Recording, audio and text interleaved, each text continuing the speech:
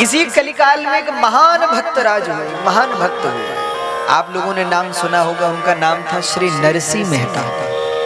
नाम सुना है आपने? नरसिंह जी महान भक्त राज। आप विचार करके देखिए, इसी कलयुग में 52 बार भगवान का दर्शन हुआ नरसिंह जी को। एक दो बार की बात नहीं कर रहे हैं, कितनी बार कह रहे हैं? 52 बार। साक्षात 52 बार भगवान का दर्शन नरसिंह जी को प्राप्त हुआ। ऐसे महान भक्त हैं। कहते हैं नरसिंह जी पर भगवान की कृपा हो गई थी और नरसिंह जी को भगवान ने एक राग प्रदान किया था, अपना प्राइवेट नंबर। जब नरसिंह जी की मुलाकात भगवान से हुई और भगवान ने कहा कि अभी आपका कर्म शेष है, आप वापस जगत में जाइए, जगत मंगल करिए, जगत कल्याण करिए, तो भगवान की बात सुन के नरसिंह जी ने कहा कि कभी आपकी याद आए तो हम क्या करें? भगवान ने कहा जब कभी हमारी याद आए तो आप हमारा पर्सनल नंबर लगा लेना। वैसे तो जो लैंडलाइन का नंबर है वो तो कई बार बिजी आता है, तो भगवान ने अपना पर्सनल नंबर दे दिया नरसिंह जी को कि जब जब आप ये नंबर लगाओगे तब तो हम आपसे संपर्क हो जाएगा। आप में से बहुत लोग सोच रहे होंगे कि महाराज हमें भी बता दो नंबर, हम भी भगवान को फोन लगा लें। भगवान ने कह दिया था कि नरसिंह जी आप जब जब राग केदार गाओगे, संगीत जगत में अनेक राग हैं, उनमें से एक बड़ा सुंदर राग है, उसका नाम है राग केदार। भगवान ने कहा था कि जब आप राग केदार गाओगे तो हम कहीं भी होंगे, हम आपके पास पहुंच जाएंगे, आप पे कृपा करेंगे। नरसिंह जी ने कहा ठीक। अब तो नरसिंह जी रोज राग केदार गाते, और जब राग केदार गाते महाराज और भगवान सुनते तो प्रकट होते और अपने गले की माला नरसिंह जी के गले में डालता था। सत्य घटना है। अब लेकिन एक बार समस्या ये हो गई कि नरसिंह जी की शिकायत कुछ लोगों ने, भक्तों से जलने वाले भी बहुत होते हैं। कई बार लोग देखते हैं ना, महाराज भक्तों का तो बड़ा सम्मान है, बड़ी पूछ है, तो नरसिंह जी से जलने वाले थे। उन्होंने राजा से नरसिंह जी की शिकायत कर दी। बोले भक्त नहीं है, ये तो ढोंगी है, पाखंडी है, कहता है भगवान प्रकट होते हैं, गले में माला डालते। महाराज सब झूठी बात है। राजा ने कहा अच्छा, हमारे राज्य में पाखंड, ले आओ नरसिंह जी को। अब नरसिंह जी को पकड़ लाए। कहते नरसिंह जी को पकड़ लाए तो नरसिंह जी से राजा ने कहा सुना है आप जब राग केदार गाते हो तो भगवान आपके गले में माला पहनाते हैं। नरसिंह जी ने कहा हाँ जी बिल्कुल पहनाते हैं। राजा ने कहा अच्छा तो ठीक है महाराज, हम भी देखें आपका चमत्कार। एक काम करो, नरसिंह जी को जेल में बंद कर दो और आज रात भर का समय है आपके पास। अगर कल सुबह के लिए आपके गले में माला नहीं आई, तो अगर कल सुबह माला नहीं हुई तो फिर हम फांसी का फंदा गले में डालेंगे आपके। अगर कल आपके गले में भगवान की गले की माला न हुई तो कल आपको फांसी पे लटका दिया जाए। ठीक 5 बजे फांसी होगी आपकी। ओ महाराज नरसिंह जी तो घबरा गए, जेल में बंद कर दिया नरसिंह जी को, काल कोठरी में बंद कर दिया। अब नरसिंह जी बैठे, 1-2 दिए जल रहे हैं। नरसिंह जी सोच रहे क्या करूं। नरसिंह जी, अच्छा वैसे तो नरसिंह जी के पास राग केदार था, वो गाते तो भगवान आ जाते, लेकिन समस्या एक हो गई थी। क्या? बोले आज सुबह की बात है, नरसिंह जी के घर पे कुछ संत महात्मा पधारे, महापुरुष पधारे। कहते महापुरुष आए तो उन्होंने अपनी पत्नी से कहा, बोले देवी बड़े भाग्य की बात है, घर पे संत पधारे हैं, कुछ भोजन बनाओ, महात्माओं को पवाओ। तो पत्नी ने कहा महाराज घर पे तो अन्न का दाना नहीं है। नरसिंह जी ने कहा चलो हम कुछ व्यवस्था करते हैं। तो नरसिंह जी व्यापारी के यहाँ पहुंचे और व्यापारी से बोले भैया तुम ऐसा करो, थोड़ा हमको अन्न दे दो जरा। क्यों? महाराज वो हमारे घर पे संत आए ना, उनको पवाने के लिए चाहिए। तो व्यापारी ने कहा कि आपके ऊपर तो पुराना ही बहुत है, पहले पुराना तो चुकाओ तब नया मिलेगा। नरसिंह जी बोले भैया बस आज के दिन हमें दे दो। बोले नहीं नहीं नहीं नहीं, नहीं पहले पुराना चुकाओ तब मिलेगा। कहते इतना सुनते ही व्यापारी ने कहा चलो एक काम करते हैं नरसिंह जी। नरसिंह जी बोले बोलो। बोले हमने सुना है आप जब राग केदार गाते हो तो भगवान प्रकट होकर आपके गले में माला पहनाते थे। हाँ, तो महाराज एक दिन, बस एक दिन हमको वो राग केदार सुना दो आज शाम को बस। नरसिंह जी ने कहा था ठीक है सुना देंगे, पर उसके बदले, और बोले महाराज आप चिंता मत करो, उसके बदले में आज तक का भी जितना है वो भी हम माफ कर देंगे और आज भी आप फ्री में ले जाओ। बस एक शर्त है आपसे कि आप हमको राग केदार सुना दो बस एक बार। नरसिंह जी ने कहा महाराज अभी तो समय नहीं है, अभी आप हमको राशन दे दो, अन्न दे दो, लेकिन हम आपको वचन देते हैं जब तक आपको नहीं सुनाएंगे तब तक भगवान को भी नहीं सुनाएंगे। तो चाहे हमें आज समय लगे चाहे कल समय लगे, लेकिन जब तक आपको नहीं सुनाएंगे तब तक भगवान को भी नहीं सुनाएंगे। महाराज हम आपको सुना देंगे। ऐसा कहकर नरसिंह जी ने अन्न ले लिया, घर आ गए, संतों को पवा दिया। शाम के समय नरसिंह जी उसको राग केदार सुनाने ही जा रहे थे कि सैनिकों ने पकड़ लिया। अब नरसिंह जी काल कोठरी में बंद हैं और नरसिंह जी सोच रहे हैं कि राग केदार तो गा नहीं सकते। क्यों? बोले हमने वचन दिया है कि राग केदार नहीं गाएंगे। अब अगर राग केदार गाएंगे तो वचन टूट जाएगा, तो क्या करें? तो नरसिंह जी ने कहा कोई बात नहीं, संगीत में रागों की कमी है क्या? आज कोई और राग गा के देखते हैं महाराज। अब नरसिंह जी ने राग गाने शुरू किए, भजन गाने शुरू किए, कीर्तन करना शुरू किया। कोठरी जेल में नरसिंह जी गाने लगे। ओ महाराज नरसिंह जी ने राग गाए, यमन गाया, भैरवी गाया, भैरव गाया, भोपाली गाया, पहाड़ी गाया, वृंदावन सारंग गाया। महाराज इतने इतने राग गा डाले नरसिंह जी ने। बिहाग गा लिया, वसंत गा लिया, बड़े बड़े राग गाए, लेकिन भगवान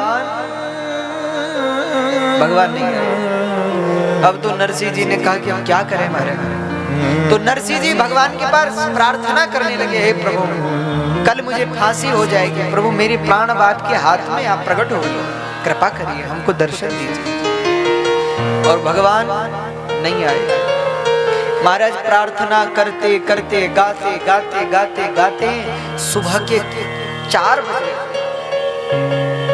कहते हैं जब सुबह के 4 बज गए नरसिंह जी समझ गए कि भैया अब तो मृत्यु निश्चित ही है, क्योंकि 4 तो बज गए।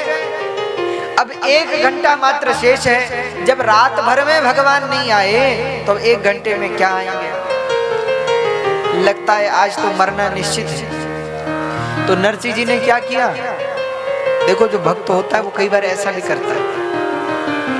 नरसिंह जी को आया क्रोध, और क्रोध किस बात पे आया? इस बात पे नहीं हमें फांसी हो जाएगी, कि नरसिंह जी को क्रोध इस बात पे आया कि कल हमारी भक्ति झूठी हो जाएगी, अरे हम झूठे भक्त हो जाएंगे।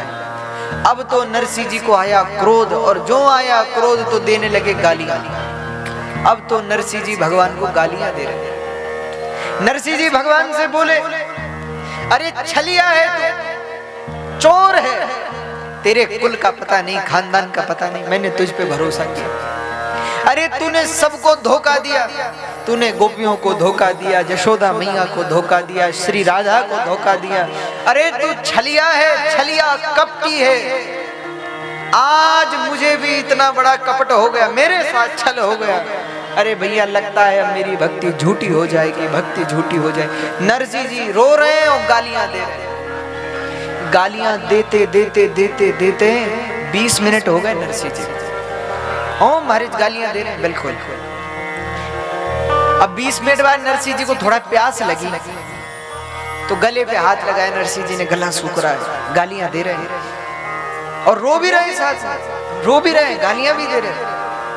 तभी किसी ने नरसिंह जी को पानी पिलाया। नरसिंह जी ने पानी पिया, गिलास नीचे रखा, आंख बंद है, और फिर अब गालियां देना शुरू। चोर है, छलिया है, कपटी है, रणछोड़ है, ऐसा है वैसा है, इसके माता पिता का पता नहीं, घर खानदान का पता नहीं, और हम इसके चक्कर में आ गए। आज हमें ठोकर लग गई भैया, आज हम कहीं के नहीं रहे, हमारी भक्ति बेकार हो गई। कहते नरसिंह जी ने जब 10 मिनट और गालियां दी तो आधा घंटा हो गया गाली देते देते।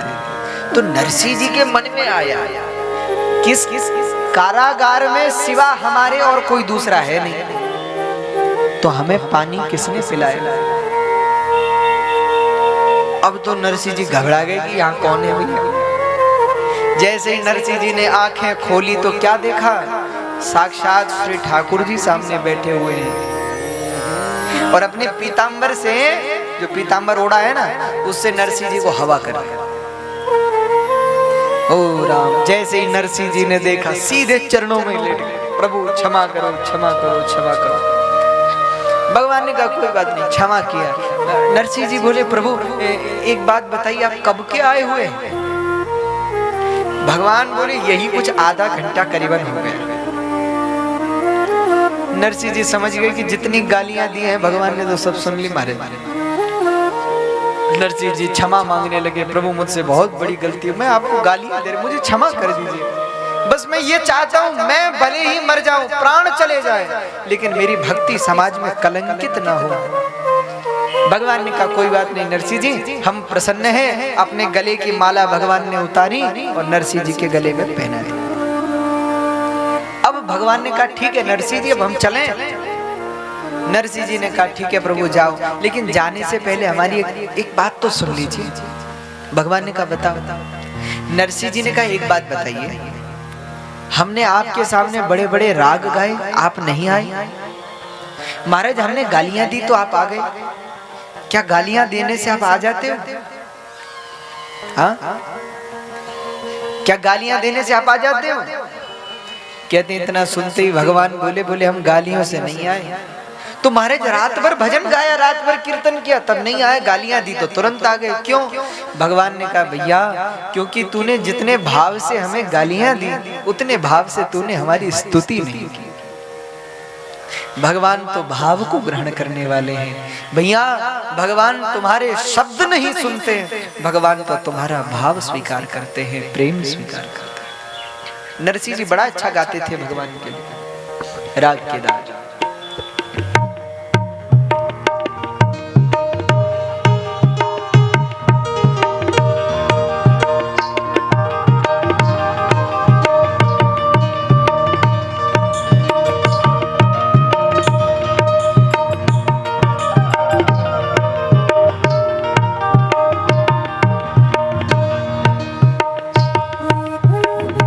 दर्शन दो घन श्याम नाथ मोरी अखियां प्यासी रे।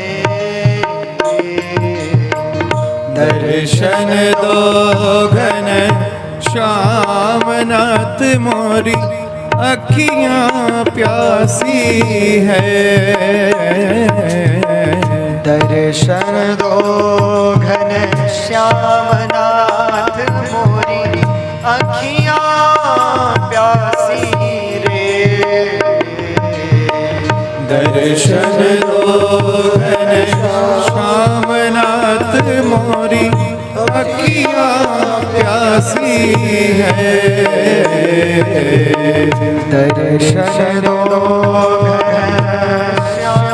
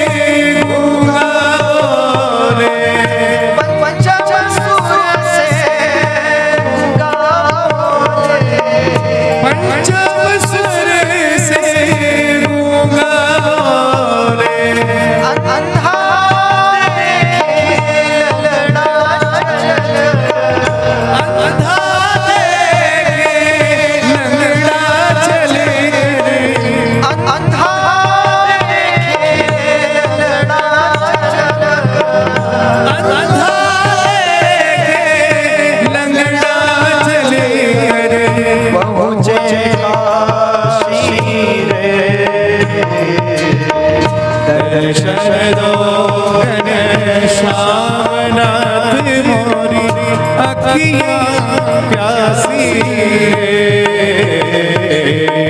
दर्शन दो घनश्याम।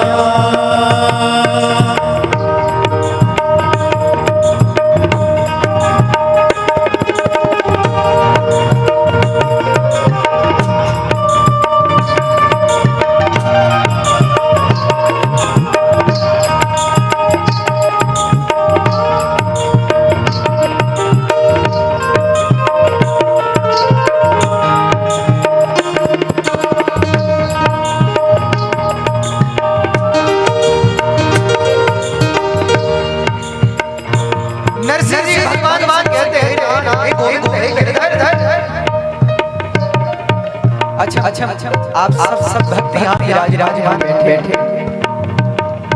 नरसिंह जी भगवान कहते हैं हर मंदिर में हर जगह है, फिर भी हम सबसे पूछते हैं कि तुमने गोपी को देखा है? तो कहना पड़ता नहीं देखा। हर मंदिर में है, मंदिर में तेरी मूरत है, लेकिन भी तुझे नहीं देखा। नरसिंह जी कहते हैं प्रभु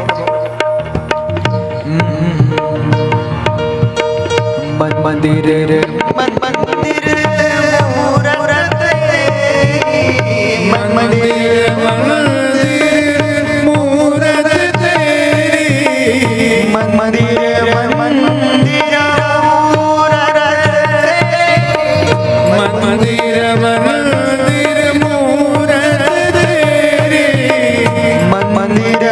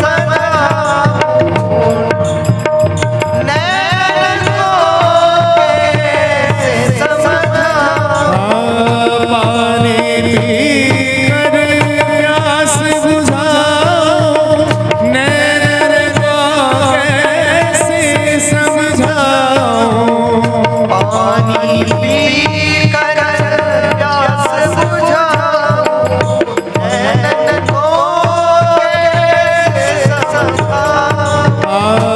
पानी पीकर प्यास बुझाऊं, नैनन को कैसे समझाऊं। आँख में चोली छोड़ो, आँख में चोली छोड़ो भगवन, आँख में चोली छोड़ो, आँख में चोली छोड़ो भगवन। ब्रज के वासी रे,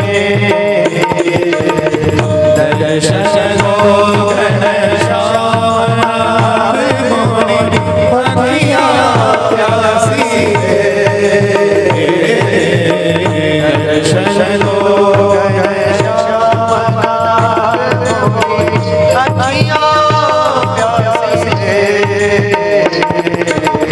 दर्शन दो दर्शन दो दर्शन दो दर्शन दो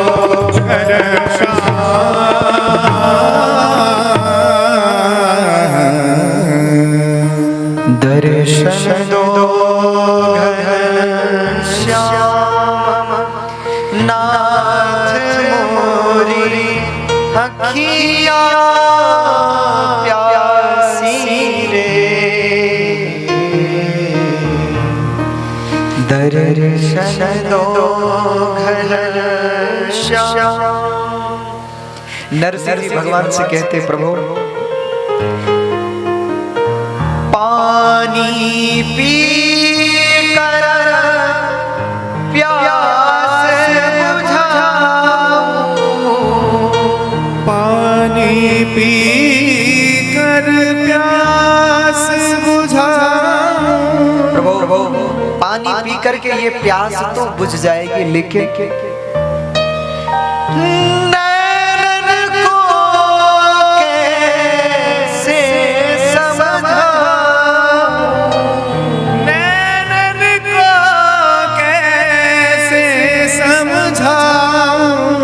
प्रभु पानी पीकर वाणी की कंठ की प्यास तो बुझ जाती है, लेकिन ये आंखें जो तरस रही हैं आपको देखने के लिए, इनकी प्यास तो तब बुझेगी जब आप मिलोगे। हे नाथ, आंख में चोली छोड़ो, अब तो ब्रज के वासी रे।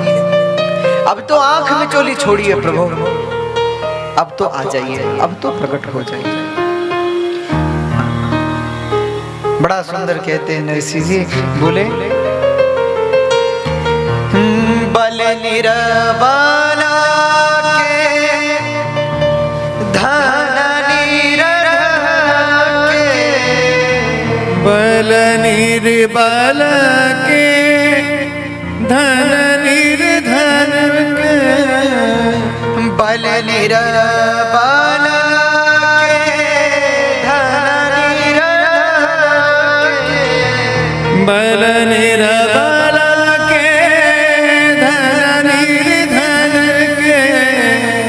हे प्रभु आप तो निर्बल का बल हो, निर्धन का धन हो। हे नाथ आप कैसे हो?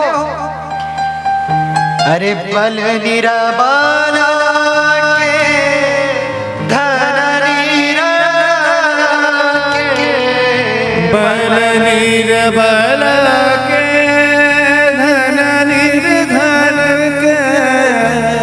तुम रखवारे भक्त जन के, तुम रखवारे भक्त जनन के। तुम रखवारे भक्त जन के।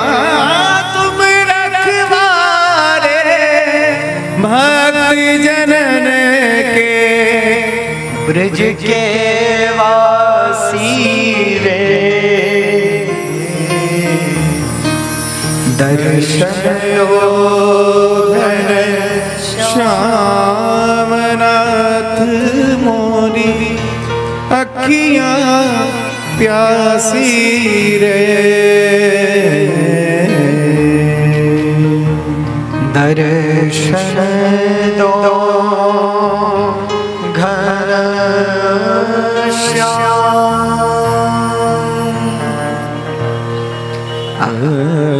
नरसिंह जी जब गाते थे इसको तो भगवान प्रकट हो जाते थे। एक निवेदन आप सब लोगों से करूं, आप सब लोगों में से कितने लोग हैं जो ठाकुर जी की सेवा करते हैं अपने घर में? हाथ उठाओ जाओ। अरे राम, इतने सारे लोग, सब लोग सच में या बस ऐसे ही हाथ उठा रहे हो देखा देखी? यहाँ भी देखो कितने सुंदर ठाकुर जी विराजमान हैं। हमारी ओर तो पीठ की है, आपकी और मुख की हुई। चलो कोई बात नहीं। तो आप सब लोग ठाकुर जी की सेवा करते हैं,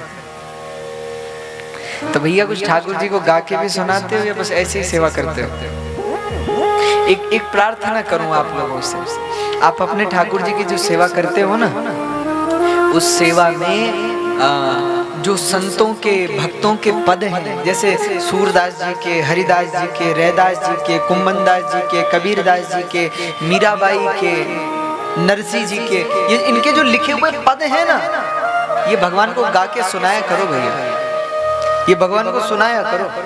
ये पद भगवान को बड़े प्रिय हैं। हाँ, सुनाते हैं आप, सुनानी चाहिए। ठाकुर जी को यही प्रिय है ना भैया। जब ठाकुर जी को सुबह उठाते हैं तो बढ़िया पद गा के उठाते हैं ठाकुर जी। किसी को बढ़िया संगीत आए तो बढ़िया भैरव में भगवान को गा करके उठाए। हाँ, या फिर इसी में ये राग केदार है, इसी में गाते हैं भगवान के लिए।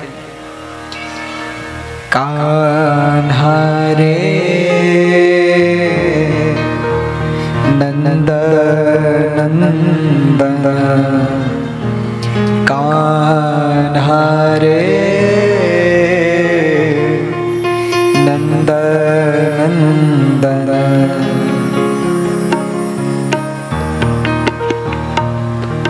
भगवान के लिए गाते हैं। तो भैया भगवान के लिए ये पद गाया करो, ठाकुर जी को बड़े प्रिय हैं। उनके भक्तों के गाए हुए पद, आहा कितने सुंदर सुंदर पद है। मीरा जी के पद उठा लो, सूरदास जी के देख लो, हरिदास जी के देख लो, रैदास जी के देख लो, कुंभनदास जी के देख लो, मीराबाई के देख लो। गाया करो ठाकुर जी के, एक से बड़े एक सुंदर पद है ठाकुर जी। तो भगवान को पद गा करके सुनाएंगे आप लोग, सुनाइएगा अपने ठाकुर जी। तो जब जब नरसिंह जी गाते थे तो भगवान प्रकट हो जाते थे महाराज, ये कृपा थी।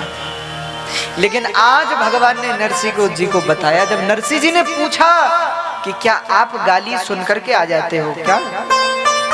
अगर ऐसी बात है तो हम सबको बता देते हैं, भगवान को रोज गालियां दिया करो, भगवान आ जाएंगे।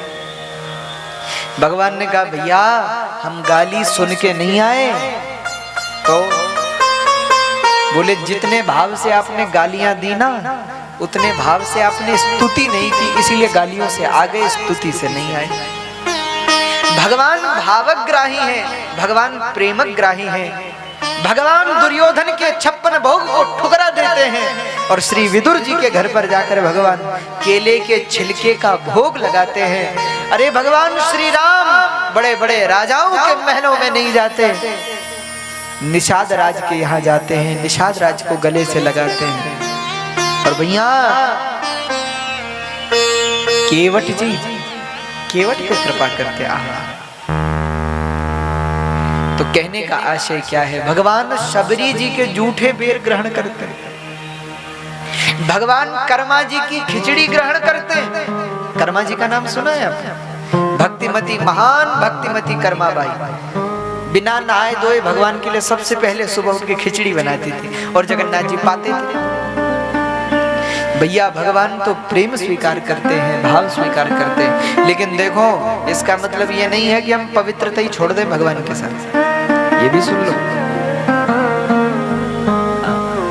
इसका मतलब ये नहीं है आपके घर में जो ठाकुर जी हैं वो आपके प्रेम को स्वीकार करते तो हैं, पर इसका मतलब ये नहीं कि आप उन्हें खिलौना ही समझ लो। मारे आज तो ठाकुर जी का लोगों ने खिलौना बना दिया। कहीं भी उन्हें बिठा देते हैं, कहीं भी उन्हें पड़ा देते हैं, कहीं भी लिटा देते हैं, भी भोग लगा देते हैं। जो मन में आया वो भोग लगा दिया, ना शुद्धि का ध्यान ना पवित्रता का ध्यान। देखो भैया ये उचित नहीं। आप सब लोग ठाकुर जी की सेवा करते हो, बहुत अच्छी बात है, बहुत सुंदर बात है, लेकिन मेरा सबसे निवेदन है आप लोगों से, भगवान को पवित्र वस्तु का भोग लगाओ, भगवान के लिए पवित्रता से भोजन बनाओ, भगवान को पवित्रता से रखो। देखो ठाकुर जी तो हैं, पर भैया इसका मतलब ये नहीं कि हम उनका मजाक बना दें। आजकल लोगों ने भगवान का मजाक बहुत बना दिया, ये अपराध है भैया। भगवान के साथ अपराध नहीं बनना चाहिए। ये जो बाहर थोड़ा स्पीकर लगे ना ऊपर, और थोड़ा आवाज कम करिए।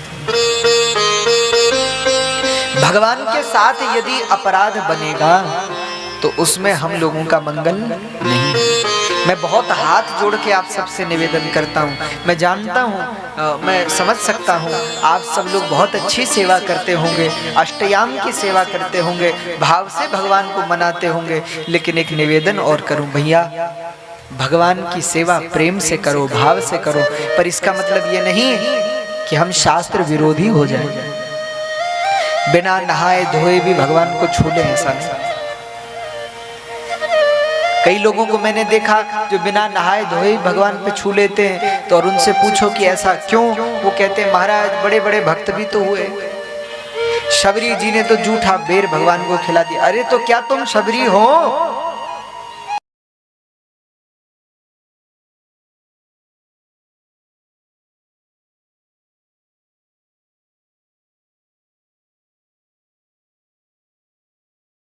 पर भैया भगवान को खिलौना मत बनाना, ये भी मेरा निवेदन है। कई घरों में मैंने देखा, इसलिए कह रहा।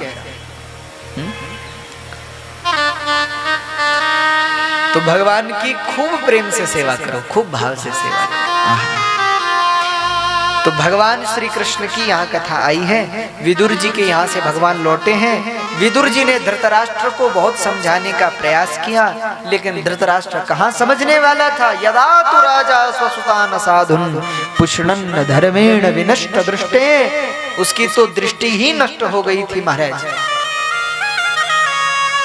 विदुर जी ने समझाया कि इस मूर्ख दुर्योधन की बातों में मत आओ, ये मूर्ख है, ये खुद तो अपना तो नाश करवाएगा ही, साथ में समूल वंश का नाश करवाएगा।